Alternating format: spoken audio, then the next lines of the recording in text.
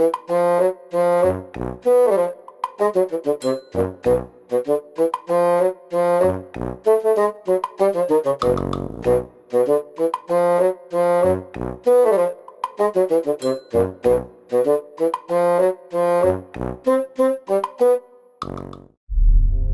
Nights at Freddy's is a franchise that doesn't need an introduction, so I'm not gonna give it one. But FNaF fan games might be a different story. You'd think after Scottathan Cottathan created a, let's just say, new kind of horror game, aspiring game developers would try to replicate, or in some cases just straight up copy, the basic gameplay of FNaF. And they did. A lot. Some would say too much. On an unrelated note, I am a Chuck E. Cheese fan. Want proof? This is what my Nintendo Wii currently looks like. Not good enough? And here's me on August 8th, 2014, a little bit before my 5th birthday. Wait a minute.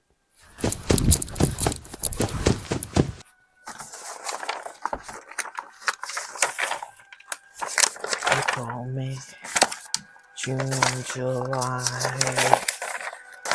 August! But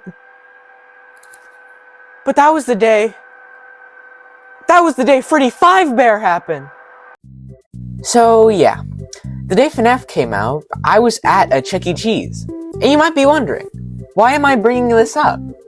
Well, Freddy Fazbear's Pizza, being a Chuck E. Cheese copycat and taking a lot of inspiration from places like Chuck E. Cheese or Showbiz, it was obvious that someone would eventually make a Five Nights at Freddy's fan game about being a nighttime security guard in a Chuck E. Cheese.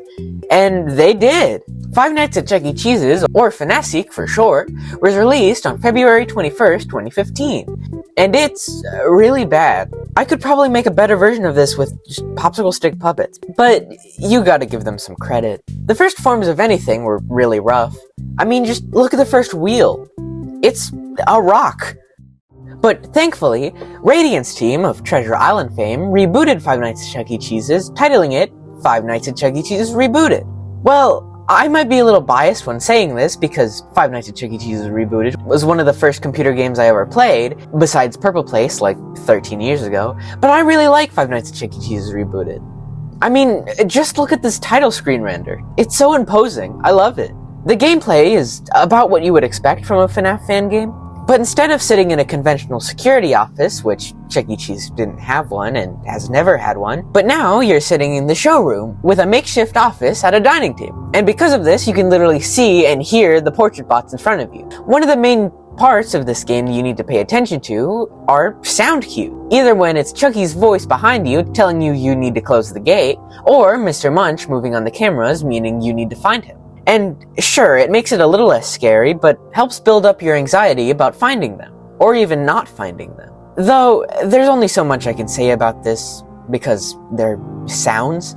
So, I highly advise you to watch this video by Manny 204,553. It should be in the link in the description, or in a card on the top right now. Another scary part of this game for me is the gate. And no, I don't have pyrophobia. The gate is the door stand-in for this game. But instead of relying on a draining power source, you are the power source. The gate can only stay closed when you hold down the lever.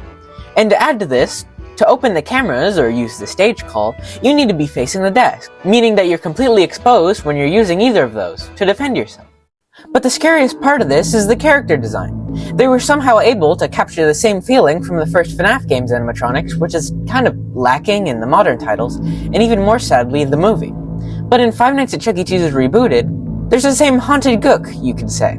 Like, these things are so haunted that it grew a layer of scum because of that. And the animatronics were beautifully crafted to take the already creepy portrait bots and somehow make them even more creepy. Scary, even. Along with this, the roster of characters that they chose is really good too. The first 5 nights only having the Pizza Time players and costume, with them being drip-fed to you throughout the work week, is a really good way to get you ready for the utter chaos of the last night. I also really like the custom night in this game, or more specifically, the additions to the roster. Of course, you have the main cast, but you also have Dolly Dimples, one of the old cabaret animatronics from Chuck E. Cheese Pizza Time Theater, which would actually be period accurate unlike some of these next ones. such as Modern Chuck E. Cheese, which is either a reference to the original Five Nights at Chuck E. Cheese, or is just a representation of modern Chuck E. Cheese. The Bear being a legally distinct, yes, those shirts are still for sale, version of the Rockafire character Billy Bob, but without a mask, possibly being post-concept unification because of the technicians being advised to take Billy Bob to the back for, quote, spare parts until there's nothing left. Which this kind of adds to my problem with this game, but I'll get into that later. Munch Jr. is another concept unification character, turning from a small bear to a small purple what's-it. Munch Jr. has my favorite game mechanic out of all of them. In the showroom, he will pop up, much like his actual movement, and you need to click on him for him to go down. But if you fail, Mr. Munch will jump scare you. This is just my headcanon, but I like to think you're pressing one of his Macbeth buttons to make him go back down. But probably my favorite part of this entire game is the in-between night segments. You have a list of items that you need to retrieve from a storage shelf, but if you choose too many wrong items or take too long, Krusty the Cat, yes, that one, the first retired animatronic, will jump scare you and most likely rip you apart and play baseball with your bones. This is my favorite because, for one, the tragic story of Krusty the Cat is both really sad to me and really scary, and for two, the idea of having to find very specific items while a likely vengeful animatronic lurks behind you is a very scary visual that I've had many nightmares about. But I love it. Now, there's no such thing as a perfect game, besides maybe Peak, but the Alpine is pretty difficult, so no. But in the case of Five Nights at Chuck E. Cheese Rebooted, there are some things about it that I just don't really like. Or more specifically, just don't make sense to me. Like how in the custom night, 30% of the characters shouldn't exist yet timeline-wise. At this point in time, the name Billy Bob Broccoli wasn't even a twinkle in Robert Brock's home-wrecking eye. Because this game takes place in 1979, and the first Showbiz Pizza place opened in 1980. And if you don't have the Rockafire explosion as a concept, then you really can't have concept unification, meaning both Munch Jr. and modern Chuck E. Cheese definitely can't exist. Spoiler alert if you haven't beat the game yet, or just haven't played it. But my other problem with this is that when you beat the True Nightmare mode on Custom Night, Costume takes off his costume head and it's just a mirror.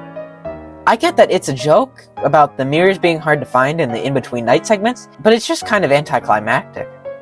But those were really the only two things. I really like this game. In conclusion, I really like this game.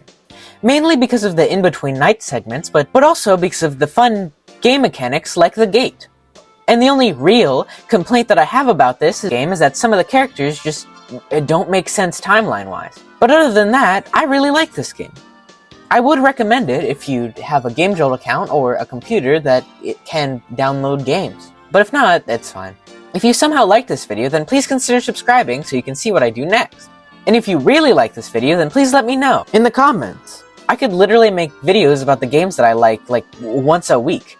But I'm not gonna do that because I know you guys probably won't like this video.